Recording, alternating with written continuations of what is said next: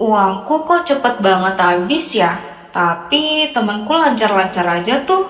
Padahal uang jajannya nggak beda jauh. Kenapa ya?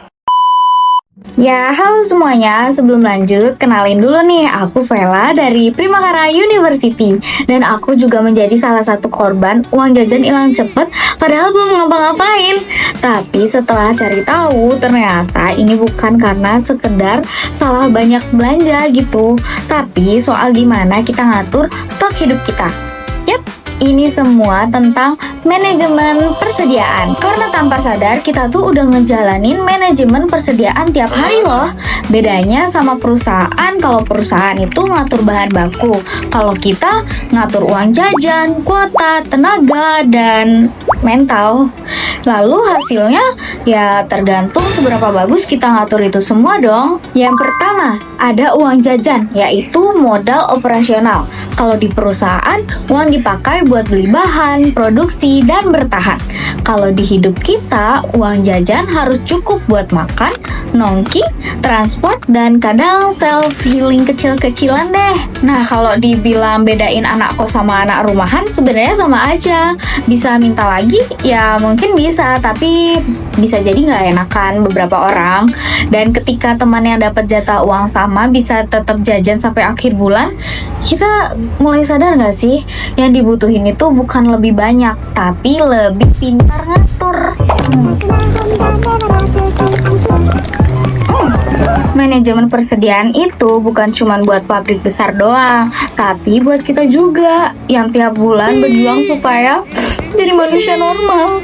Uang, energi, kuota, jajan, semua itu bisa cukup asal diatur.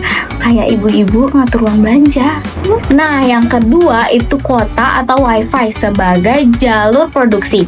Kalau di perusahaan nggak bisa jalan kalau distribusi mati. Kita juga kalau kuota habis nggak bisa zoom, nggak bisa ngumpulin tugas. Akhirnya minjem hotspot atau numpang wifi, dan kita panik, bisa jadi sampai drop.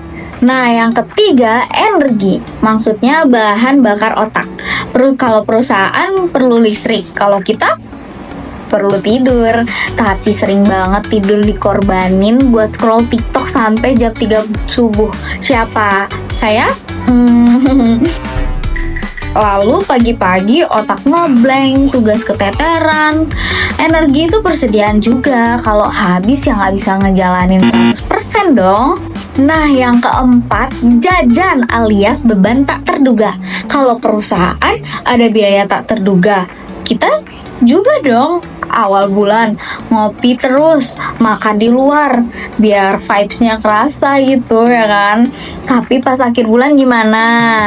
Ya hidup dari sisa roti dan doa aja deh. Kalau boros itu nggak selalu kelihatan, tapi efeknya pasti kerasa ya.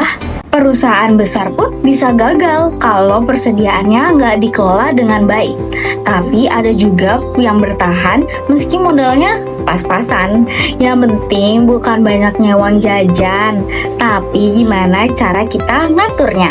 Karena yang bikin hidup tenang itu bukan soal punya lebih, tapi tahu kapan cukup dan nggak masa lebih.